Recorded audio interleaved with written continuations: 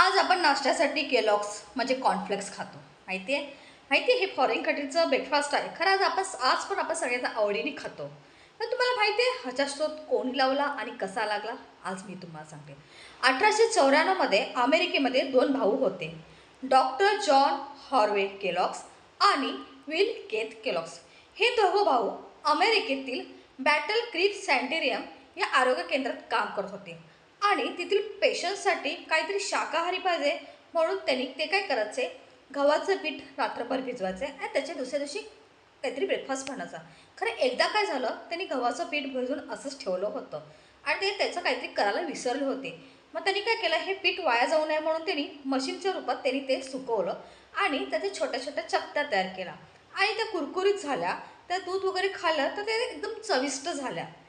त्याची सुरुवात एक झाली, ते झाले गव्हाचे हे केलं.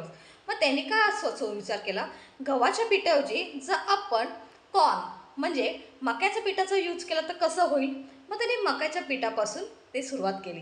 त्यापासून कॉर्नफ्लेक्स म्हणजे केलॉग ह्याचं हे झालेलं म्हणजे कॉर्नफ्लेक्सची सुरुवात झाली. मग त्याच्यानंतर त्याच्यामध्ये त्याचे महत्त्व म्हणजे म्हणजे हे आरोग्यासाठी खूप चांगलं, सकाळच्या नाश्त्यासाठी खायला हलकं असतं. त्याच्यात दूध वगैरे फळं घातलं की अधिक चविष्ट लागतं. आणि मग 1906मध्ये या दोघांनी पहिल्यांदा केलॉग्स कंपनी स्टार्ट केली. भले 1894मध्ये कॉर्नफ्लेक्सचा शोध आला, खरं केलॉग्स कंपनी ही 1906मध्ये झाली. तर अशा प्रकारे या दोघा भावांनी आपण जे केलॉग्स आवडीने खातो ना, ह्याचा शोध लावला. अशाच वेगळ्या माहितीसाठी चॅनलला लाईक, शेअर आणि सबस्क्राईब करा.